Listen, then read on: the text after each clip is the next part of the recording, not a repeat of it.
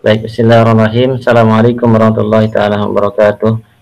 Assalamualaikum warahmatullahi wabarakatuh. Alhamdulillahilladzi alafa baina qulubina fa asbahna bi ni'matihi ikhwana. Asyhadu an la ilaha illallah wahdahu la syarikalah wa asyhadu anna Muhammadan abduhu wa rasuluhu la nabiyya ba'dah. Pak Ceri, Pak Ismet, Pak Hermanto yang dirahmati Allah Subhanahu wa taala. Pertama-tama kita bersyukur kepada Allah Subhanahu wa taala bahwasanya salah satu nikmat Allah Subhanahu wa taala kepada kita itu adalah ketika kita di bulan Ramadan ini tetap diberikan kesehatan. Ya, karena ibadah yang sejatinya satu bulan ini kalau misalnya kita nggak sehat, maka sulit juga kita beribadah. Nah, makanya yang bersyukur terhadap apapun yang terjadi di musibah COVID ini, semua yang terjadi kita syukuri.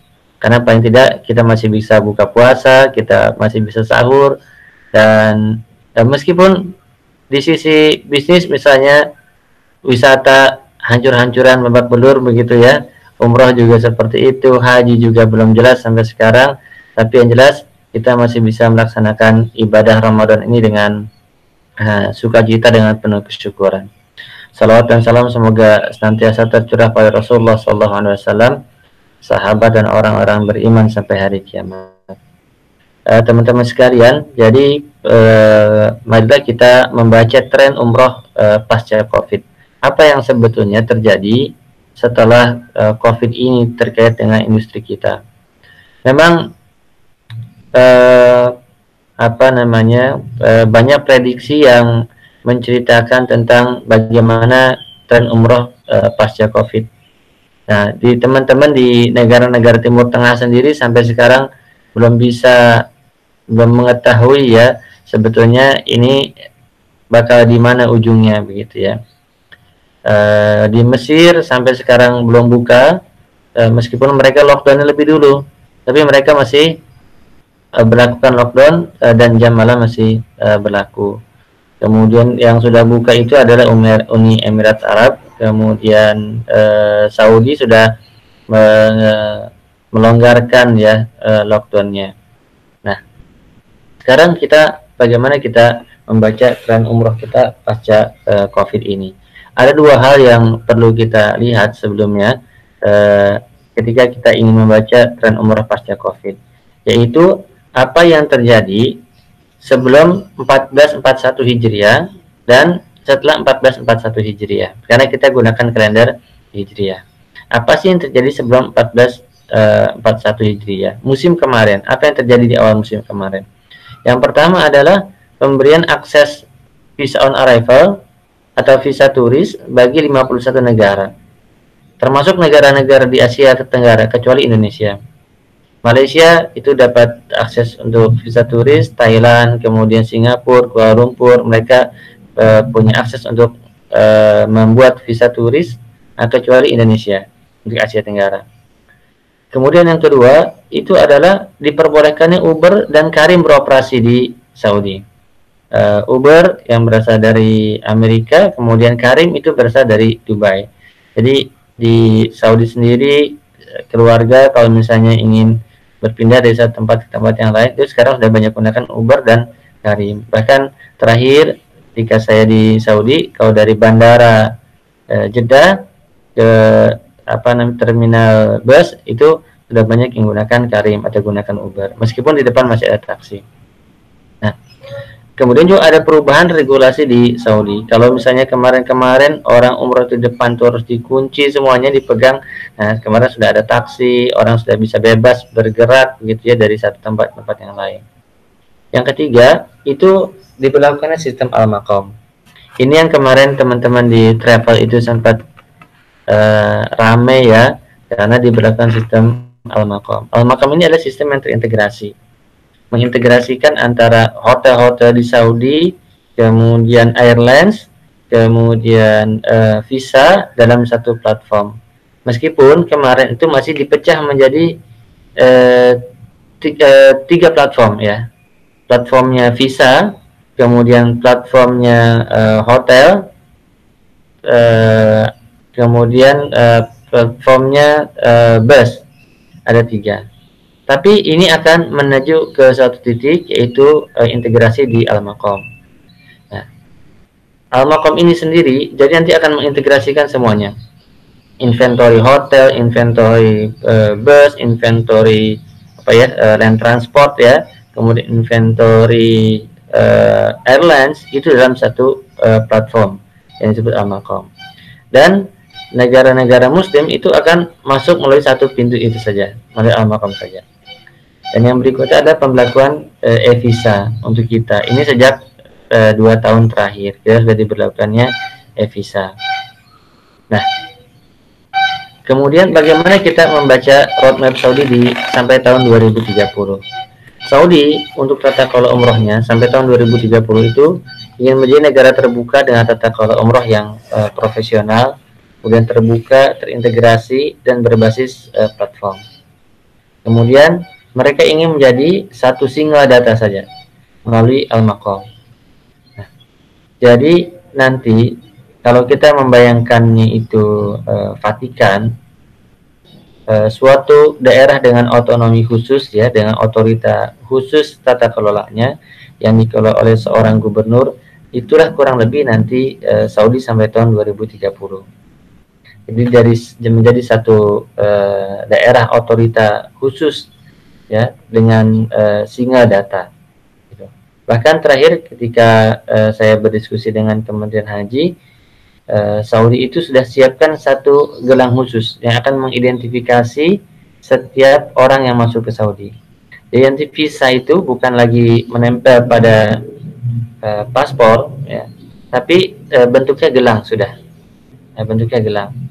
Jadi ketika kita landing di Jeddah atau di Madinah, yang ditempelin di imigrasi itu bukannya paspor, tapi gelang yang ditempel gini.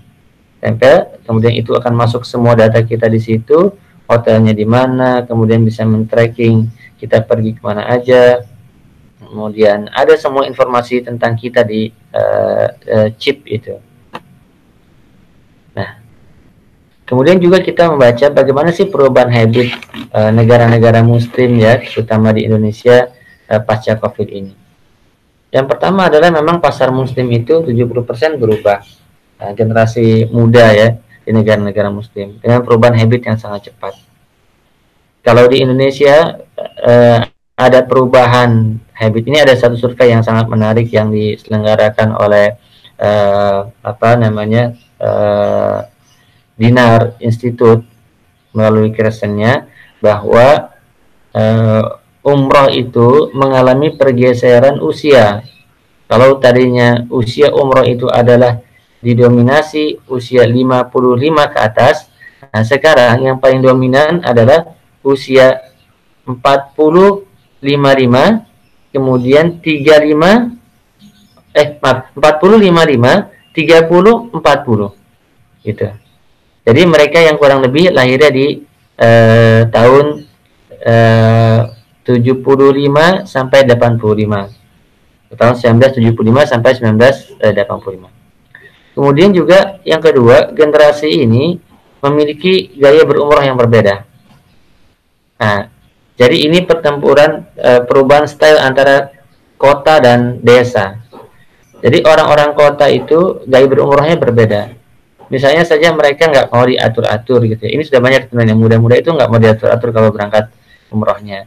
Nggak mau dikasih seragam yang sama, karena seragam itu mengidentifikasi bahwa ini satu kelas tertentu gitu ya.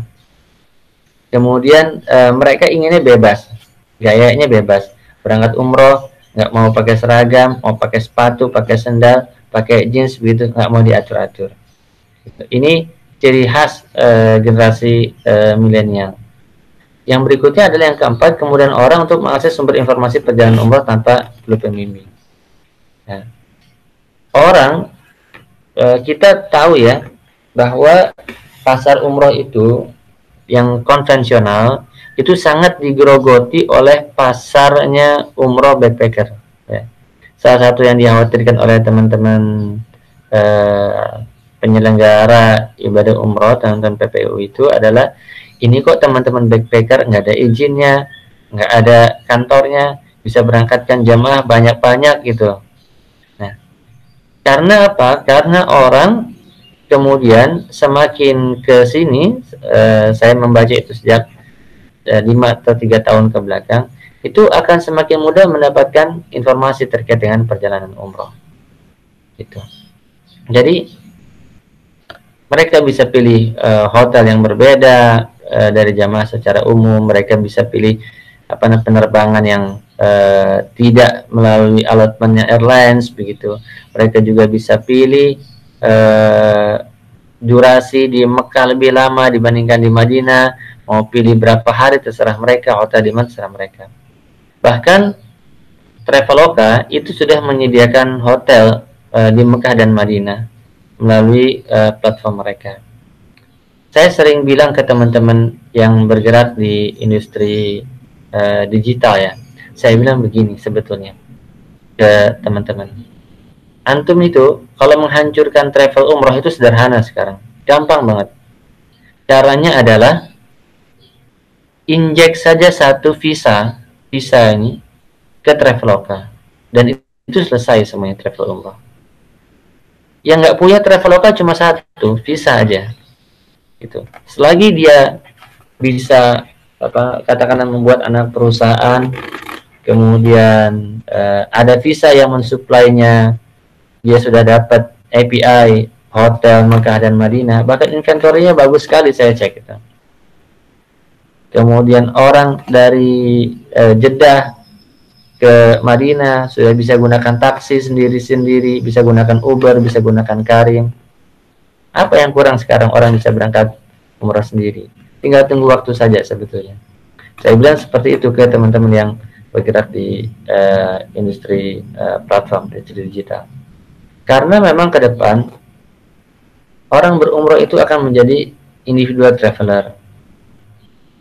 Saya terakhir berumroh itu ketemu dengan teman-teman dari Cina, dari Jepang, yang mereka punya visa on arrival yang 51 negara itu.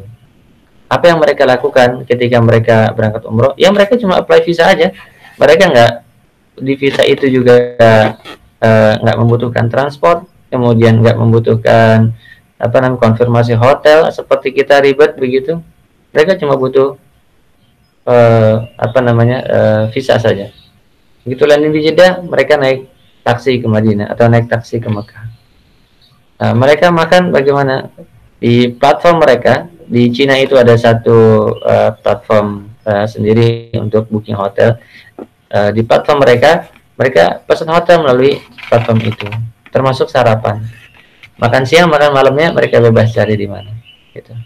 Dan ini untuk Indonesia sedekat waktunya sebetulnya, sedekat dengan orang dengan tren COVID ini, ada social distancing, kemudian ada nggak mau rame-rame, perubahan habit begitu ya. Sudah dekat orang untuk berubah menjadi individual traveler. Mungkin satu hal yang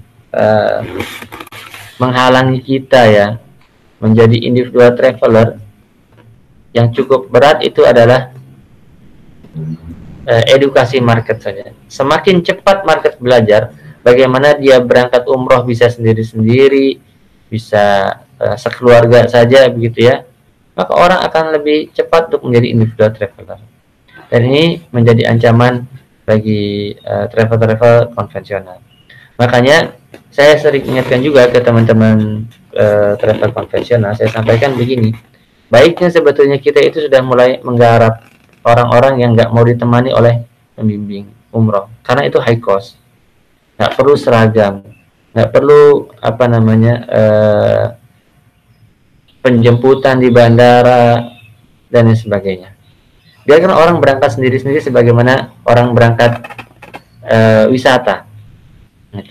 Cukup ketemu di kantor satu kali, besok bisa berangkat umroh, semua confirmation-nya kita pegang. Kemudian mereka lakukan perjalanan umrohnya, pulang, selesai. Gitu. Itu kira-kira yang bisa saya sampaikan terkait dengan perubahan habit pasca COVID. Jadi sepertinya ini akan menjadi tren baru jika kita bisa mengelaborasi ini, mengkampanyekan. Misalnya Halal Travel Club bisa mengkampanyekan umroh individu begitu. Kuncinya kan cuma ada di provider visa aja sebetulnya. Maka ini menjadi tren baru. Orang bisa berangkat sendiri tanpa melalui pembimbing, tanpa melalui travel begitu ya. Orang bisa berangkat sendiri. Nah, itu kurang lebih yang bisa saya sampaikan. Kalau terkait dengan kapan sebetulnya umroh ini akan buka, ya wallahu alam bishawab. Karena kalau Saudi buka lebih dulu, dia selesaikan COVID-nya lebih dulu, Indonesia belakangan, maka Indonesia seperti akan sulit juga untuk masuk ke Saudi.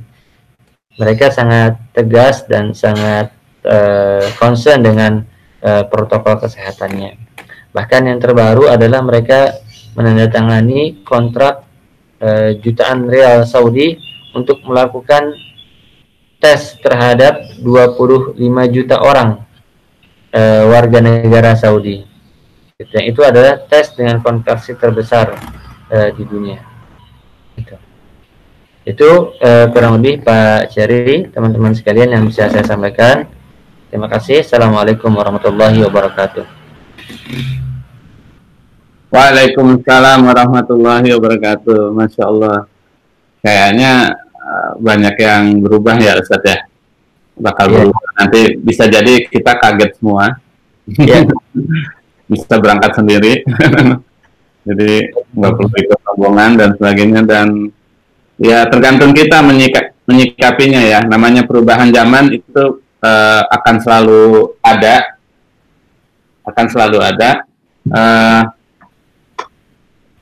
Yang jelas kita harus segera adaptasi. Nggak mungkin perubahan zaman kita lawan ya. Arus besar itu nggak mungkin kita melawan arus besar. Kita harus ikut arus besar ini.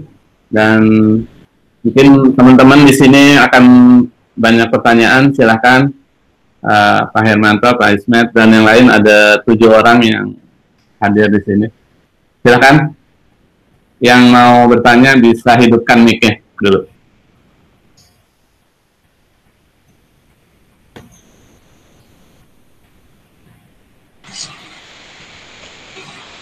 Assalamualaikum Pak Ustadz. Saya boleh tanya ya. Tadi penjelasannya sangat menarik, terutama mengenai kebiasaan orang untuk umroh itu akan berbeda. Dan yang Pak Ustadz tadi sebutkan, kita sebenarnya bisa meng-cut beberapa cost, mengurangi beberapa biaya seperti seragam gitu ya. Ya. Saya sangat setuju dengan itu. Saya pikir kebetulan tahun lalu saya berkesempatan untuk pergi haji. Saya pikir umroh juga tidak akan berbeda karena waktu itu dengan travel perjalanan yang saya ikuti itu ada seragam. Kemudian seragamnya 2 setel baju, kemudian ada celana, kemudian ada baju koko. Berarti 3 setel baju ya waktu itu. Kemudian ada tas besar dan kecil. Nah, segala sesuatu yang menyeragamkan itu memang ada positifnya gitu ya, jadi mudah diidentifikasi. Tapi saya kira kalau itu dihapuskan, itu juga bisa dilakukan, karena pada dasarnya orang traveling kan biasanya mereka sudah punya tas gitu ya, dan baju seragam itu terus terang kalau buat saya biasanya setelah acara, itu paling saya pakai lagi pada saat reuni-reuni dengan grup-grup umroh atau haji yang sama gitu. Nah, ada mubazir di situ menurut saya memang. Nah, pertanyaan saya adalah sebenarnya kalau dalam haji atau umroh itu biaya-biaya yang berkaitan dengan seragam, tas itu berapa persen dari total biayanya, Pak Ustadz? Jadi maksud saya, kalau misalnya kita hilangkan itu, berapa persen yang kita bisa saving? Terima kasih. Ya. Baik. Terima kasih Pak Hermanto. Ini Pak Ismet sebetulnya lebih fasih nih menjawab nih. Iya, enggak. Jadi mohon maaf ini, saya mohon maaf. Jadi memang kebiasaan saya kalau misalnya untuk seragam, untuk mohon maaf ya. Jadi saya di Surabaya nih. Saya di Surabaya mungkin beda. Kalau Pak Hermanto mungkin di mana? Di Jakarta ya. Kalau saya di Surabaya itu kira-kiranya itu sekitar sorry kalau bisa saya sebut sekitar 7-8%. Nggak banyak sebenarnya, nggak sampai 10%, nggak sampai 10% dari, ya nggak sampai 10% dari nilai biaya apa namanya, biaya paketnya. Iya. Jadi itu ada, tapi tidak banyak. Jadi ada seragam, ada tas, koper, ada seragam, terus kemudian sedikit admin, ada ID card, ada e-home, ada ya seperti itulah. Jadi itu rata-rata memang tidak sama. Kalau misalnya ada travel besar di sini yang memang besar, misalnya S itu lebih dari itu, karena seragam biasa. Kalau mungkin Pak Hermanto tadi sempat nyebut kalau haji itu 2 atau 3, kami memang hanya 1. Tapi kalau travel S itu banyak sekali. Jadi ada tas besar, tas cabin, tas bagasi, tas cabin, ada jas, ada kaos, ada topi, ada macam-macam, ada shawl, ada macam-macam. Jadi memang beda.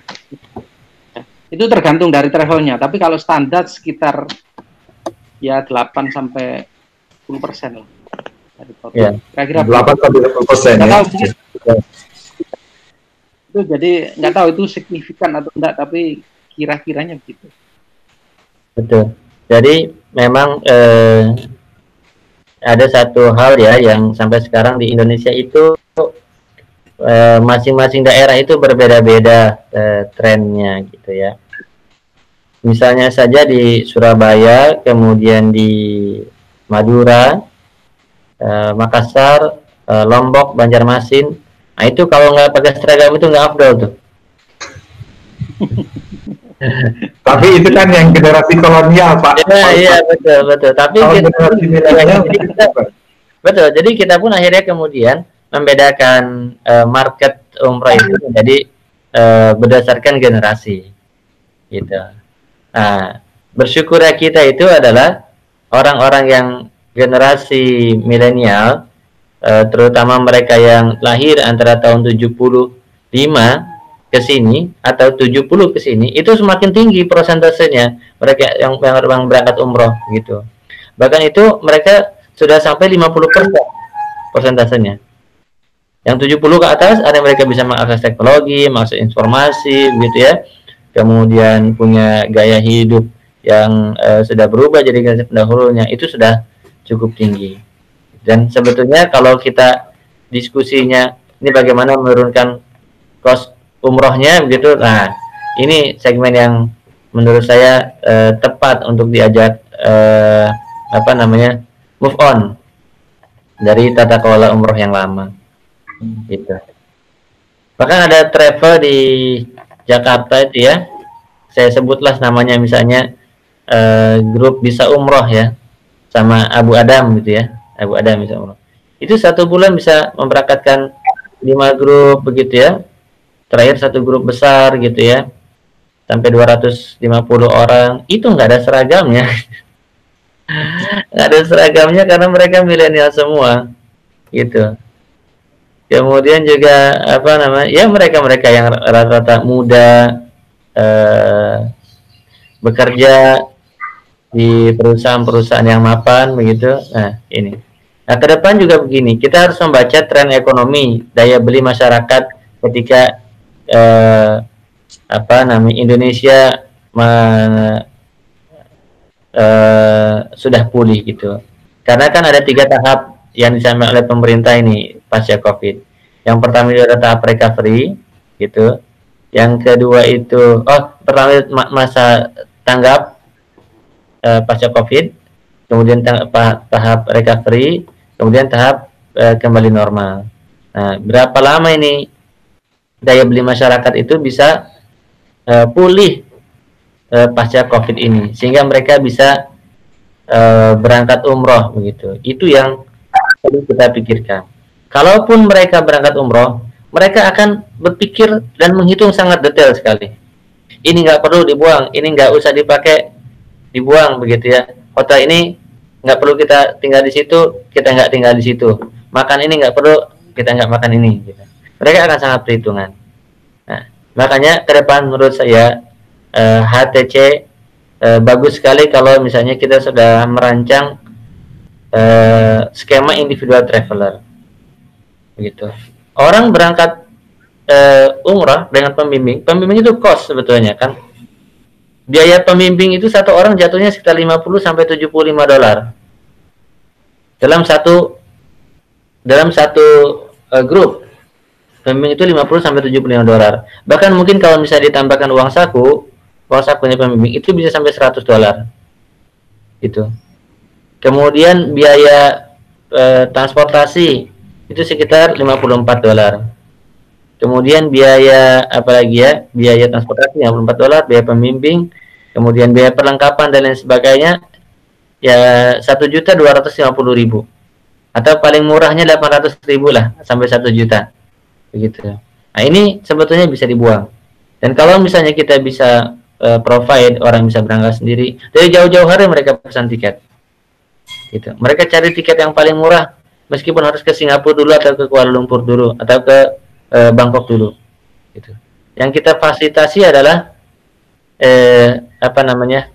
perjalanan ibadahnya. Manasik juga cost sebetulnya.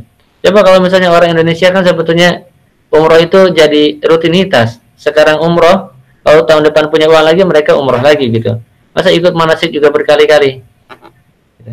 Dan bahkan pemerintah Saudi, ini Kementerian Haji Saudi, itu bikin platform khusus, namanya Manasikana. Jadi mereka bikin platform khusus, namanya Manasikana, yang jamaah umroh itu bisa dengarkan di, pakai headset dan bawa ininya, bawa gadgetnya. Android. Iya, bawa Android atau bawa iPhone-nya.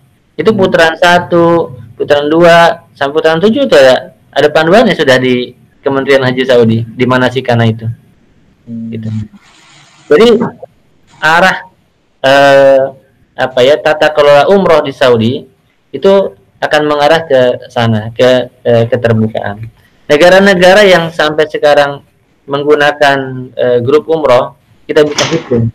Paling ada 4 negara yang besar. Yang pertama Indonesia. Indonesia itu pergeserannya dari grup umroh ke individual traveler itu paling cepat. Yang pertama Indonesia, itu sangat cepat. Kemudian yang kedua itu adalah Pakistan dan Bangladesh. Pakistan itu sudah lebih dulu bergeser ke individual traveler, gitu. Karena apa? Mereka punya bahasa. Jadi mereka punya 2 bahasa pengantar, bahasa Urdu dan bahasa Arab yang diajarkan di sekolah. Makanya mereka banyak bisa bahasa Arab. Yang ketiga itu adalah orang-orang Turki, orang-orang India. Yang keempat, yang kelima ada orang-orang Bangladesh. Itu negara-negara yang menggunakan grup umroh. Nah, yang paling cepat bergesernya itu Indonesia, Pakistan. Pakistan karena dia punya bonus bahasa, Indonesia punya bonus demografi, orang-orang mudanya yang tumbuh. Ya. Oke, terima kasih Pak Ustadz. Sama-sama Pak Hermanto. Jadi secara teknis bisa ya Ustadz sekarang bisa jalan sendiri ya? Secara teknis bisa. Nah, saya cerita tentang visa ya. Visa itu selalu jadi kendala teman-teman yang mau berangkat umroh sendiri sebetulnya. Karena visa itu, apa bahasa saya lebih enak ya, visa itu lebih kepada kalau pemberi itu namanya political will ya. Kalau kita itu keberanian bisnis provider visa aja sebetulnya. Tapi prinsipnya begini sebetulnya. Prinsipnya begini di provider visa itu. Selama hotelnya terkonfirmasi, selama pesawatnya terkonfirmasi ya, confirm, pesawatnya confirm, hotelnya confirm, kemudian juga jadwalnya bisa di tracking. Kemudian ada satu lagi yang penting juga, ada orang di Indonesia yang juga bisa dikonfirmasi apakah bisa sebagai penjamin ataukah orang tetangga yang tidak satu rumah begitu yang bisa memberikan garansi, itu selesai semuanya gitu, itu bisa dilangsungkan. Nah, teman-teman di provider visa memang selalu berpikirnya konservatif. Kenapa? Karena mereka sendiri itu terikat kontrak dengan muasasa bahwa kalau ada satu orang yang tidak pulang, mereka harus didenda. Dendanya itu 6.000 real, 6.000 dolar, gitu. Nah, tapi kita harus membaca secara keseluruhan bahwa orang Indonesia yang overstay di Saudi selama 2 tahun ini nggak ada, jadi hampir zero, gitu. Memang ada zona-zona tertentu yang kita tandai merah, begitu ya, misalnya dari Madura, dari Banjar, begitu ya. Tapi overall itu nilainya hanya 0,0014% dari total visa yang dikeluarkan di Indonesia, begitu. Dan ini tidak berpengaruh karena yang mereka terhitung 0,014% itu bukan karena overstay, ternyata ada yang sakit, ada yang meninggal, begitu ya. Ada yang sakit kemudian ditinggal grupnya, dia harus tetap stay di situ, begitu ya. Itu kasusnya. Tapi orang lari untuk bekerja di Saudi itu nyaris nggak ada sekarang, karena Saudi sendiri bukan tempat yang nyaman buat mencari pekerjaan sekarang ini, gitu. Yang ada adalah orang-orang yang kerja di sana, keluarganya dipulang-pulangin. Itu kurang lebih dari saya, Pak Cherry. Ya, silakan teman-teman yang lain. Ya, Pak Ustadz Ismet, silakan. Ustadz, jadi memang yang di kami itu memang ada trennya yang backpacker itu. Backpacker itu memang gitu. Jadi yang kalau misalnya backpacker itu kan mesti kita berhubungan dengan provider visa. Ya. Nah, provider visa itu kan kalau misalnya individu saya sendiri mengajukan ke provider visa itu memang rata-rata sulit sekali. Nah, itu apa yang kira-kira, kan gini, kalau misalnya ada provider visa terus ditentukan muasasanya ya kalau nggak salah begitu, atau bagaimana? Karena kalau yang seperti tadi saya berharap sih seperti VOA ya, visa on arrival tadi. Nah, itu visa on arrival kan kita bisa mampir-mampir nih kalau misalnya kita pas ke mana, misalnya ke UEA, Uni Emirat Arab gitu. Nah, terusin maksudnya kan itu bisa. Tapi kan ini sementara hanya Indonesia yang tidak bisa. Nah, ini yang jadi masalah memang di mana kendalanya. Jadi kalau visa itu memang visa, ngurus visa dulu atau tiket dulu. Kalau hotel sih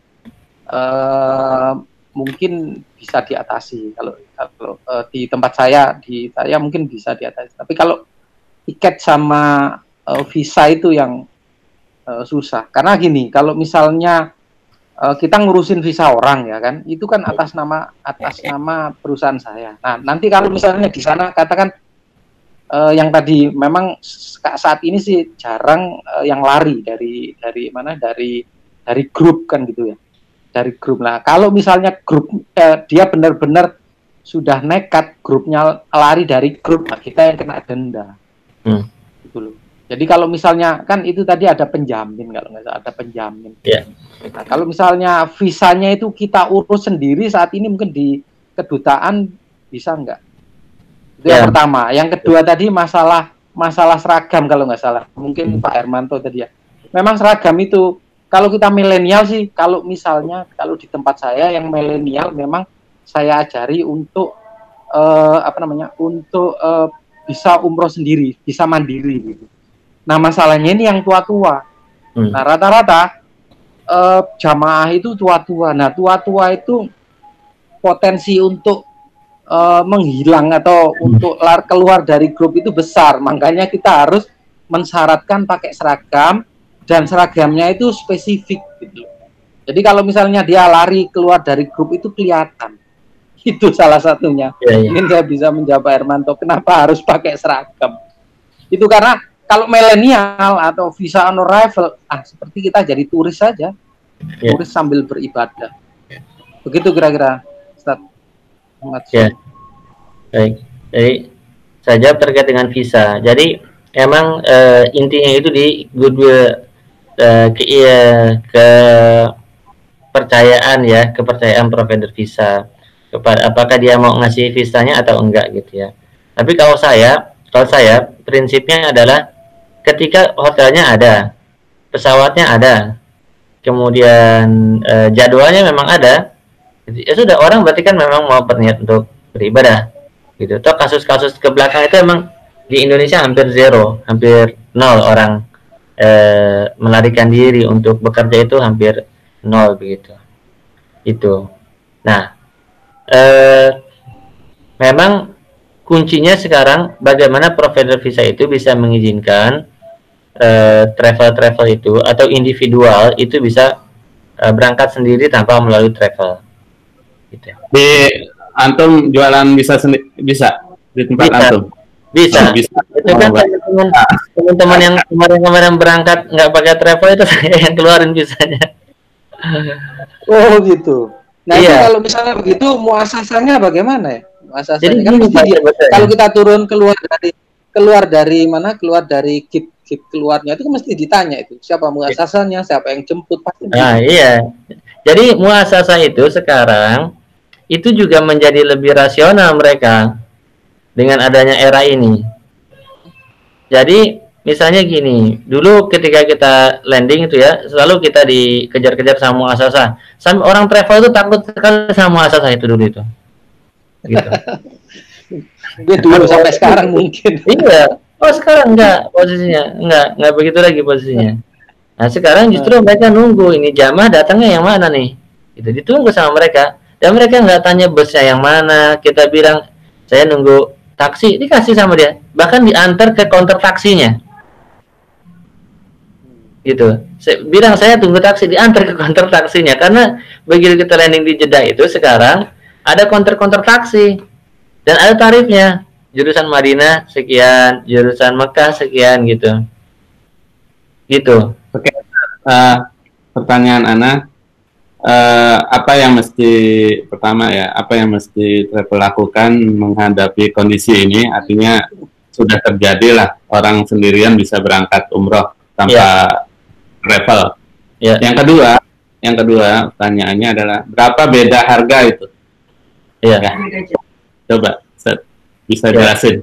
Ya bisa. Jadi gini, yang pertama itu peluangnya begini, ini buka saja pasarnya, buka saja, ditabrak saja ini pasar. Sebab Indonesia itu adalah untuk industri umroh kita itu tidak pernah terdistrupsi nih sejak tahun 1979. Nggak pernah terdistrupsi pasar umrohnya. Dari dulu sampai sekarang orang berangkat umroh ya begitu, datang ke travel, bergabung di grup berangkatnya rame-rame, pakai bus kesini dan lain sebagainya. Tuh, jadi ditabrak saja, dibuka saja kesempatan orang untuk berangkat umroh secara mandiri. Gitu. Kemudian yang kedua terkait dengan kos. Jadi semasa dia kita misalnya ya, kita di travel bisa cari tiket yang paling murah. Nah, itu struktur kos akan berubah. Semasa kita bisa dapat tiket yang paling murah. Apakah ditarik 3 bulan sebelumnya ataukah bagaimana? Tiket paling murah itu bisa dua opsinya. Apakah itu difasilitasi oleh travel ataukah oleh si jamaah sendiri. Cari tiketnya masing-masing. Kemarin saya fasilitasi jamaah yang berangkat harusnya Ramadan ini, dia beli tiket di Skyscanner. Mau umroh dulu, habis umroh dia mau ke Turki, habis Turki dia mau ke jalan-jalan ke Belanda, baru pulang ke Indonesia. Dia cari ngulik-ngulik 2 bulan sebelum berangkat, dapat tiket untuk total perjalanan itu biayanya 12 juta. Nah, biayanya 12 juta. Jadi Jakarta Jeddah, Jakarta Singapura Jeddah, maaf. Singapura Jeddah karena dia tinggalnya di Riau ya. Singapura Jeddah, kemudian Jeddah Istanbul, Istanbul ke Amsterdam. Kemudian Amsterdam Jakarta. Amsterdam Singapura, maaf. Itu totalnya 12 juta. Murah banget ya. Iya, murah banget gitu. Dia tanya di sana, ini tiket saya cuma 12 juta. Saya bisa umroh atau enggak? Saya bilang bisa, umroh aja. Gitu. Hotelnya bagaimana? Hotelnya kita yang fasilitasi. Gitu. Jadi yang kita fasilitasi, yang travel fasilitasi adalah fasilitas selama di Saudi saja. Di luar transportasi. Misalnya, ini kan teman-teman sebenarnya biasa dapat paket hotel di Mekah Madinah. Paket hotel Mekah Madinah 3 hari 2 malam termasuk makan gitu. Nah, itu jauh lebih murah tuh. Gitu. Jauh lebih murah harganya dibandingkan dengan beli di travel. Hotel Mekah Madinah bintang 4 Madinah, 4 di Mekah, kemudian 3 hari di Madinah, 4 malam di Mekah. Itu kalau di total itu harganya paling sekitar $350 satu orang jatuhnya. Gitu. 350. Makan sama penginapan itu. Iya, makan sama penginapan. Itu sudah termasuk makan dan penginapan. Di luar transport ya. Di luar transport. Gitu. Karena transport ada apa ziarah sama Medina Mekah itu. Iya. Sama ke mana ke bandara. Iya, betul. Transport mereka bisa gunakan bus. Kemudian kalau mereka mau ziarah, itu sekarang kan ada shuttle ziarah. Shuttle ziarah itu cuma 2 real, Pak. Iya. 3 real, 2 real. Gitu. Jauh lebih murah biayanya. Nah, gitu.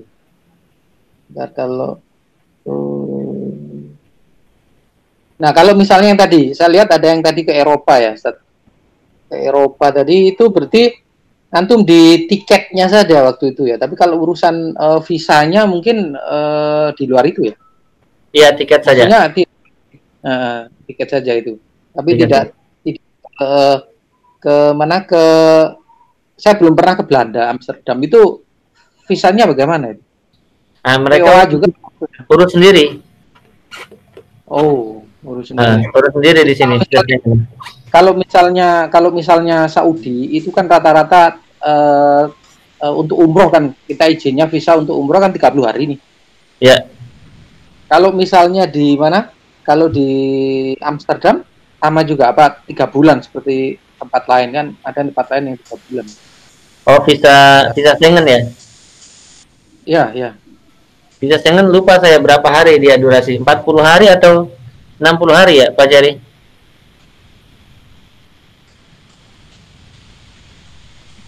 Nggak ada suaranya, Pak Jari. Pak Jari ditutup suaranya itu. Oh iya, sorry. Ada yang single entry, ada yang multiple kan? Oh iya. Oh iya, betul. Ada multiple entry, ada single entry. Sekarang sih ya, terakhir itu sesuai tanggal. Berarti 30 hari. Tanggal keluar. Oh, tanggal keluar. Punya visa, ya, berdasarkan tiket. Yang terakhir ya. Oke. In dan out-nya. Jadi itu yang dikasih. Tiketnya cuma 7 hari, visanya 7 hari. Iya. Kalau dulu sempat bisa bertahun-tahun. Iya. Apalagi sekarang itu agak susah. Sejak berapa bulan sebelum wabah COVID emang udah susah sebelum akhir tahun 2019. Nah, jadi yang keluar visa berdasarkan jadwal in dan out. Oke. Untuk visa Schengen ya.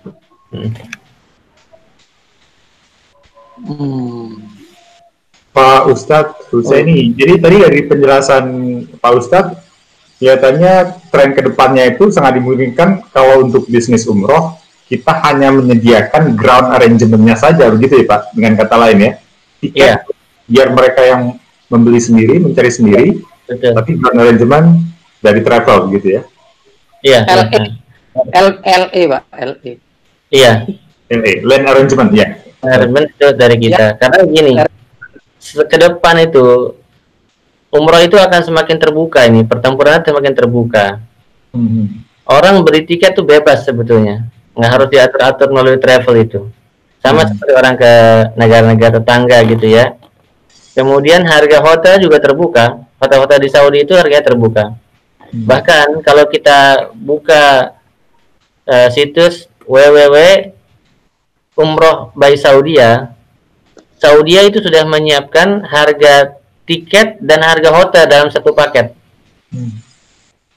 Itu www.umrohbysaudia.com, itu harga tiket, PP, harga hotel Mekah Madinah sudah ada di sana. Yang nggak ada cuma satu Pak, visanya doang. Gitu. Visanya Pak Ustadz saya ini. Iya. Jadi terbuka sebetulnya, semuanya terbuka gitu. Yang saya pikirkan itu sampai sekarang itu, dan ini belum putus di kepala saya itu, ini ke depan orang travel ini mau ngambil untung dari mana sebenarnya? seragam nggak bisa diambil untungnya. Kalau dia nggak rasional harganya, pasti jamaah tanya-tanya mahal amat ini urusan perlengkapan sampai handling sampai 1,5 juta gitu kan, mereka akan pikir, mereka akan down cost kita itu. Kemudian yang kedua, tiket ini terbuka, bahkan Saudi sendiri membuka itu, ada tiket sama hotel satu paket, dan itu bisa dibeli dengan kartu kredit. Gitu. Nah, yang kurang cuma visanya aja. Satu ditaruh di situsnya Saudi itu ada visa, selesai semua travel itu. Oke, waktu kita 1 menit lagi. Karena udah mau jam 3. Kita jangan khawatir karena kelas ini akan setiap pekan di hari Rabu jam 2. Jadi teman-teman yang penasaran terkait ini bisa online lagi kita bersama Ustadz Ahmad Husaini. Jadi kesimpulannya sebenarnya sekarang bahwa umroh ya bisa sendiri, berdua atau sama keluarga aja dengan biaya mungkin lebih murah ya, seperti itu. Bisa jadi lebih murah, dan ini tentunya untuk travel haji dan umrah siap-siap beradaptasi dengan kebiasaan baru yang akan hadir nanti ya setelah COVID ini. Mudah-mudahan kita bisa beradaptasi ya, yang selama ini udah jamaahnya udah banyak dan sebagainya, bisa menawarkan paket yang lebih unik lagi, tentunya sesuai dengan keadaan kondisi yang sekarang. Terima kasih Ustadz Ahmad Husaini dan teman-teman. Insya Allah ini ada rekamannya. Kita di HPC ya, ini setiap hari Rabu bersama Ustadz Ahmad Husaini. Memang kita akan buat sekolah online, dan ini alhamdulillah tayangan perdana sekolah umroh dan haji online. Dan memang udah cita-cita udah lama, dan bisa pelaksananya justru di saat COVID. Dan kita punya kelas yang lain setiap hari Sabtu bersama Pak Cipto dan Kapten Sar, dan itu luar biasa. Kemarin yang pertama bagus sekali, rekamannya juga ada, bisa dilihat untuk para member. Dan kita setiap hari Senin itu bersama Kang Yuda dan Cing Fe terkait bagaimana kita memasarkan online bisnis kita ya, atau travel kita. Terima kasih semuanya. Alhamdulillah kita tutup dengan kafaratul majlis. Subhanakallahumma wa bihamdika asyhadu an la ilaha illa anta astaghfiruka wa atubu ilaik. Terima kasih Ustadz Ahmad Husaini. Kita ketemu lagi Ustadz. Terima kasih. Assalamualaikum warahmatullahi wabarakatuh. Waalaikumsalam.